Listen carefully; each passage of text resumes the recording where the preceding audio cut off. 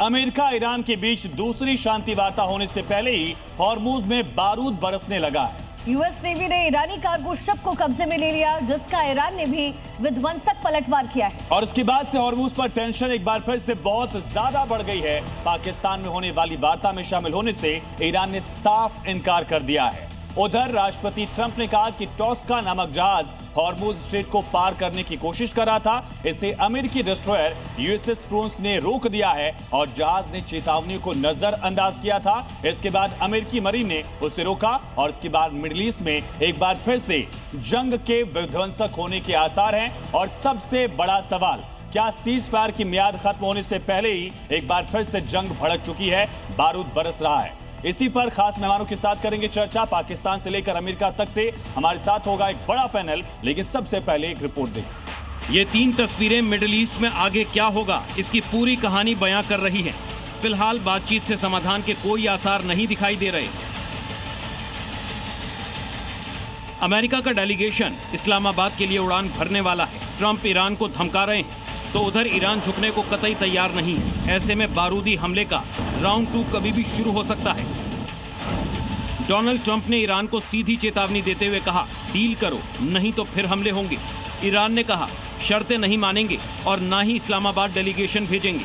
America का रवैया ठीक नहीं। यानी साफ है कि बात बनती नहीं दिखाई दे रही है। दूसरे दौर की शांति वार्ता खतरे में पड़ गई है और इसके लिए ईरान ने अमेरिका को ही जिम्मेदार ठहराया है।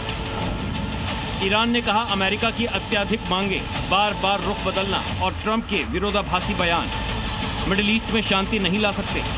इस बीच हॉर्मुज की इन तस्वीरों ने तनाव और बढ़ा दिया है। दूसरे राउंड की बातचीत से पहले अमेरिका ने ईरान के कार्गो शिप पर फायरिंग की है। ट्रंप का दावा है कि ईरानी जहाज ने हॉर्मुज में अमेरिकी नेवी की वार्निंग को नजरअंदाज किया, नाकेबंदी को पार करने की कोशिश की।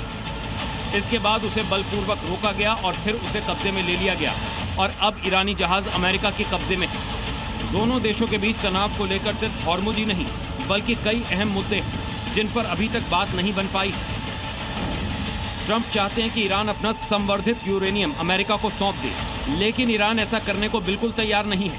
ये ईरान के लिए पवित्र मिट्टी की तरह है। ट्रंप ने कहा, ईरान अपना परमाणु कार्यक्रम अनिश्चित काल के लिए रोकेगा। ईरान ने कहा, हमारा परमाणु कार्यक्रम शांतिपूर्ण उद्देश्य के लिए है और जारी रहेगा। ट्रंप ने कहा, हॉर्मुज की नाकेबंदी जारी रहेगी, तो ईरान ने कहा, नाकेबंदी जारी रही तो दूसरे रास्ते बंद करेंगे। ईरान के परमाणु कार्यक्रम, हॉर्मुज पर कंट्रोल और लेबनान में सीज फायर जैसे मुद्दों को लेकर पिछली शांति वार्ता विफल हो गई थी। अमेरिका फिर से इन्हीं मुद्दों पर दबाव बनाएगा, ये ईरान जानता है और इसीलिए ईरान ने इस बार इस्लामाबाद में अपना डेलीगेशन भेजने से इनकार कर दिया है। अब सवाल यह है कि आगे क्या होगा, क्या फिर से बारूद बरसेगा और मिडिल ईस्ट में धमाकों की गूंज सुनाई देगी? ब्यूरो रिपोर्ट, जी मीडिया।